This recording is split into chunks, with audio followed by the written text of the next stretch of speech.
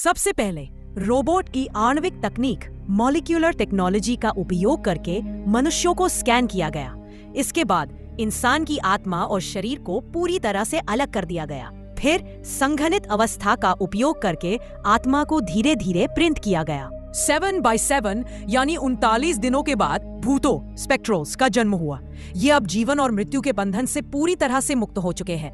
हालांकि वे अथाह पीड़ा से घिरे हैं, लेकिन साथ ही उन्होंने दुनिया पर हावी होने की शक्ति हासिल कर ली है। ये भूत मानव जाति के किसी भी हथियार के हमले को अनदेखा कर सकते हैं। यहाँ तक कि अत्यधिक विनाशकारी शक्ति वाले टैंक भी उनके सामने कमजोर और भंगुर हैं। इतना ही नहीं, इंसानों की आंखें उन्हें देख भी नहीं सकती।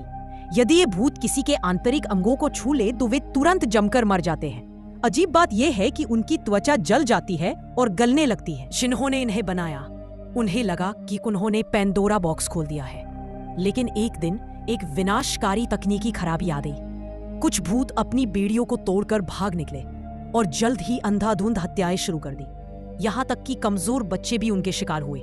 चूंकि नंगी आंखें भूतों को नहीं देख सकती थी, इसलिए स्थानीय सेना को भी जबरदस्त नुकसान उठाना पड़ा। लाचार होकर उच्च अधिकारियों ने डॉक्टर क्लेन से संपर्क किया। उनका मानना था कि उनके द्वारा आविष्कार की गई इलेक्ट्रॉनिक पल्स तकनीक, इलेक्ट्रॉनिक पल्स टेक्नोलॉजी और हाइपरस्पेक्ट्रल सुरक्षा चश्मा शायद इन भूतों के आक्रमण का सामना कर सकते हैं। जब डॉक्टर क्लेन ने पहली बार फुटेज में भूतों को देखा तो वह पूरी तरह से सन्न रह गए। एक आदमी बुरी तरह सदमे में है और बोल नहीं पा रहा है। एक वैज्ञानिक इंजीनियर डॉक्टर मार्क क्लाइन आश्वस्त है कि ये इकाइयां कोई भूत नहीं बल्कि अज्ञात हथियार तकनीक है। सच्चाई का पता लगाने के लिए वह अपने द्वारा आविष्कार किए गए अल्ट्रा स्पेक्ट्रल कैमरा का उपयोग करने का फैसला करता है, जो अदृश्य चीजों को भी देख सकता है। इसके बाद सेना विशेष बलों की एक टुकड़ी को सुरक्षा के रूप में उसके साथ भेजती है। जब सैनिक एक इमारत में प्रवेश करते हैं तो उन्हें बड़ी संख्या में शव मिलते हैं जिन पर कोई घाव नहीं है और वहां गोलीबारी का कोई निशान नहीं है। उन्हें एक बाथ टब के नीचे छिपा हुआ एक अकेला जीवित सैनिक मिलता है, जो बताता है कि उसके सभी साथी मारे गए। तभी छत पर एक सैनिक का सामना एक अदृश्य इकाई यूलिंग भूत से होता है। पहले तो उसे लगता है कि उसके चश्मे में कोई खराबी है। जब वह अपना खास चश्मा फिर से लगाता है तो उसे उस भूत का पूरा रूप साफ साफ दिखाई देता है। वह गोली चलाता है, लेकिन कोई नुकसान नहीं होता और अगले ही पल वह मारा जाता है। बाकी सैनिक उसकी मदद के लिए ऊपर भागते हैं, लेकिन हमले में तुरंत मारे जाते हैं। दूसरे फ्लोर के सैनिकों को पता भी नहीं चलता कि क्या हो रहा है और वे भी मारे जाते हैं। घबराए हुए सैनिक अंधाधुंध गोलीबारी करते हैं, लेकिन कोई असर नहीं होता। ये देखकर डॉक्टर पीछे हटने का आदेश देता है। जब सैनिक खिड़की से नीचे उतर रहे होते हैं तो उन्हें एक और भयानक बात पता चलती है। ये भूत हवा में तैर सकते हैं और दीवारों के आर पार भी जा सकते हैं। कुछ ही मिनटों में अधिकांश सैनिक मारे जा चुके होते हैं। डॉक्टर हाइपर स्पेक्ट्रल कैमरा का उपयोग करके स्पेक्टर भूत अदृश्य दुश्मन के असली रूप को देख पाते हैं। स्पेक्टर भूत जैसा दिखता है, लेकिन उसका बाहरी रूप इंसानों जैसा है। डॉक्टर के निर्देश पर कप्तान एक भारी हथियार से उस स्पेक्टर पर हमला करता है, या सोचकर कि वह उसे नष्ट कर देगा। धुएं के छंटने के बाद डॉक्टर अपने कैमरे से देखते हैं कि स्पेक्टर फिर से बाहर आया और कप्तान को मार डाला। इसी समय इमारत से भागकर आए अन्य सैनिक भी मारे जाते हैं। वे सभी स्पेक्टर द्वारा भेदे गए, पियर्स्ड थ्रू द बॉडी। शेष बचे हुए सैनिकों ने लड़ाई की इच्छा शक्ति पूरी तरह खो दी और बख्तरबंद गाड़ी आर्मर्ड व्हीकल से भाग गए। जल्दीबाजी में उनकी बख्तरबंद गाड़ी अनजाने में सैनिकों द्वारा पहले से बिछाई गई एक बारूदी सुरंग लैंड माइन से टकरा जाती है और नष्ट हो जाती है।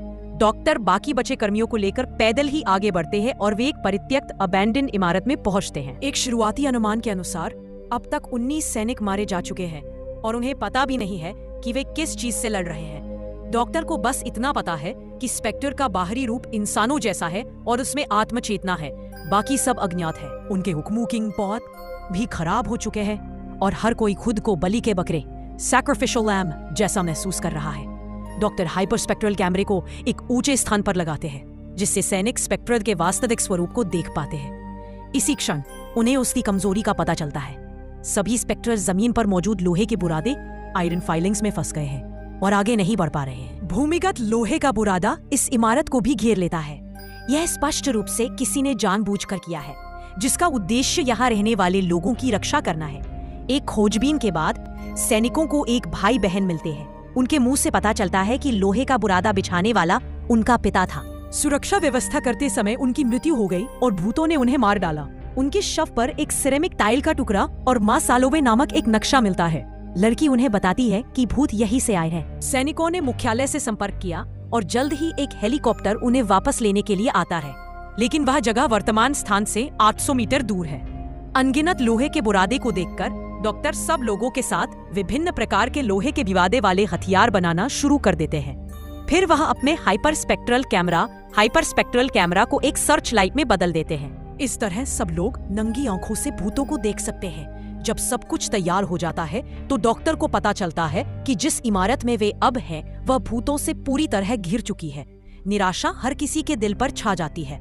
अब केवल लड़कर मरने में ही बचने की थोड़ी सी उम्मीद है। सैनिक पहले हमला करते हैं, संशोधित लोहे के बिरादे वाले ग्रेनेड का उपयोग करके भूतों को फंसा लेते हैं, लेकिन प्रभावी समय बहुत कम होता है। भूत जल्द ही बंधन से मुक्त हो जाते हैं। उनके अथक पीछा करने पर सैनिक एक एक करके बलिदान होने लगते हैं। निर्णायक क्षण में डॉक्टर की हाइपर स्पेक्ट्रल सर्च लाइट भी काम करना बंद कर देती है। जैसे ही सब लोग निराशा में डूबते हैं, टैंकों के साथ सुदृढ़ीकरण बल रीइंफोर्समेंट्स घटना स्थल पर पहुंच जाता है। इसने निस्संदेह सभी के लिए आशा की एक किरण लाई, लेकिन सामने भूतों की संख्या भी कम नहीं थी। लड़ाई का दूसरा दौर आधिकारिक तौर पर शुरू हो गया। उन्हें लगा था कि टैंक का गोला भूतों को कुछ हद तक नुकसान पहुंचाएगा, लेकिन नतीजा उनकी उम्मीदों से परे था। भूत बिना किसी नुकसान के खड़े हो गए। वे हवा में उठे और सहायक दल की ओर झपटे।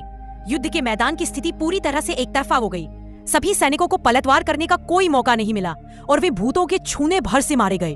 यहाँ तक कि जिस टैंक पर उन्हें गर्व था उसे भी भूतों ने आसानी से नष्ट कर दिया। जब वे मौत का सामना करने वाले थे तभी बेस का हेलीकॉप्टर आखिरकार घटना स्थल पर पहुंच गया। संकट की इस घड़ी में डॉक्टर ने सब कुछ दांव पर लगाने का फैसला किया। उसने अपने शरीर पर लगे शेल ग्रेनेड को खोलकर सभी भूतों के सामने फोड़ दिया। हेलीकॉप्टर की शक्तिशाली हवा का उपयोग करते हुए उसने लोहे के टुकड़ों को हर भूत पर उड़ा दिया, जिससे अस्थायी रूप से उनका हमला रुक गया। इस मौके का फायदा उठाकर वे सभी हेलीकॉप्टर में बैठ गए और आखिरकार खतरे से बाहर निकल भागे। शरण स्थल में लड़की ने डॉक्टर को बताया कि उसके पिता मार्सालोवी के लिए टाइलें बनाते थे और भूत भी उसी जगह के पावर प्लांट से आए थे। इस पल में डॉक्टर को आखिरकार सब कुछ समझ आ गया। उसे पहले बचाए गए सैनिक की याद आई जो टाइल के बाथटब के नीचे छिपकर बच निकला था। जब भूतों ने हमला किया था तो वे टैंक को भी घेर नहीं पाए थे। ऐसा इसलिए था क्योंकि टैंक के चारों ओर एक परत चीनी मिट्टी पोर्सिलेन सिरेमिक की थी। इसका मतलब यह भी था कि भूत प्राकृतिक रूप से पैदा नहीं हुए थे, बल्कि किसी ने उन्हें बनाया था। दुनिया में ठोस, तरल और गैस जैसे प्राकृतिक पिंडों के अलावा एक और मानव निर्मित आइंस्टीन संघनन आइंस्टीन कॉन्डेंसेट होता है। यह चीनी मिट्टी के उत्पादों को भेद नहीं सकता, लेकिन दीवारों को पार कर सकता है। चूंकि इसका तापमान बहुत कम होता है, इसलिए छूते ही यह नष्ट कर देता है। यह भूतों की सभी विशेषताओं के अनुरूप है। इस तरह के संघनन पिंड को बनाने के लिए बड़ी मात्रा में ऊर्जा की आवश्यकता होती है। इसलिए जहां लड़की के पिता काम करते थे वह मार्सालोवी न्यूक्लियर पावर प्लांट ही भूतों के निर्माण की जगह थी। अब बस आयनीकरण बंदूक आयन कैनन तैयार करने की जरूरत थी, जिससे भूतों को पूरी तरह से नष्ट किया जा सके। इसके बाद डॉक्टर के नेतृत्व में सभी ने मौजूदा हथियारों के पुर्जों को खोल दिया और सफलतापूर्वक आयनीकरण बंदूक का निर्माण किया। अंतिम निर्णायक युद्ध आखिरकार शुरू हुआ। सभी सैनिक लड़ाकू विमानों में बैठकर मार्सालोवी न्यूक्लियर पावर प्लांट पहुंचे।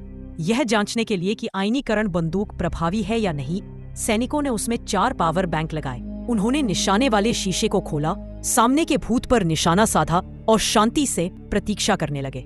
उसी पल सामने के भूतों ने भी उनकी उपस्थिति का पता लगा लिया। जैसे ही सही समय आया, सैनिक ने ट्रिगर दबा दिया। जैसे ही आयनीकरण बंदूक और भूत आपस में टकराए, तुरंत एक बड़े दस्त विस्फोट हुआ। एक भूत के मारे जाने की पुष्टि हो गई है। वीडियो की शुरुआत में एक सैन्य टुकड़ी को हेलीकॉप्टर से एक युद्धग्रस्त क्षेत्र में उतरते हुए दिखाया गया है। उन्हें भूतों वीडियो में यूलिंग के गढ़ की ओर बढ़ने का आदेश मिलता है। इस बीच एक डॉक्टर और उनके साथी एक अलग भूमिगत रास्ते से प्रवेश करते हैं। उनका उद्देश्य इस यूलिंग घटना के पीछे के कारण का पता लगाना है। अंदर जाने पर डॉक्टर एक अलग तरह के घात लगाए हुए यूलिंग का सामना करते हैं। ये यूलिंग लेजर या प्लाज्मा बंदूक की गोलीबारी से बच निकलता है और डॉक्टर के दल को रोक देता है। अपने मिशन को पूरा करने के लिए सैनिकों में से एक डॉक्टर को सुरक्षित निकालने के लिए बलिदान देने को तैयार हो जाता है। बाहर मुख्य युद्ध जारी है। पहले सैनिक यूलिंग को देख नहीं पाते थे और उनके पास उन्हें नुकसान पहुंचाने के लिए प्रभावी हथियार नहीं थे, जिससे वे दबाव में थे। हालांकि अब प्लाज्मा बंदूकें और विशेष चश्मे या हुकुमकिंज हुमुगिंग की मदद से सैनिक अंततः इन अदृश्य दुश्मनों से लड़ने में सक्षम हो जाते हैं। डॉक्टर अंततः एक अंतिम धातु के दरवाजे को खोलते हैं और घटना की सच्चाई देखते हैं। उन्हें यूलिंग की एक पूरी उत्पादन लाइन मिलती है, जहां मशीनें 24 घंटे नए यूलिंग बना रही हैं। वे अनगिनत फंसे हुए यूलिंग को देखते हैं, जिनमें से कुछ के पिंजरे टूटे हुए हैं। इससे पता चलता है कि पहले मारे गए प्रयोगशाला कर्मचारी भागे हुए यूलिंग द्वारा ही मारे गए थे। डॉक्टर को मशीन का अंतिम नियंत्रण टर्मिनल मिल जाता है। सभी कनेक्शन काटने से सब कुछ हमेशा के लिए खत्म हो सकता है। खतरे को भांपते हुए यूलिंग दीवार तोड़कर बाहर आते हैं और डॉक्टर को मशीन को नष्ट करने से रोकने की कोशिश करते हैं। तभी मूवी यहीं पर खत्म हो जाती है।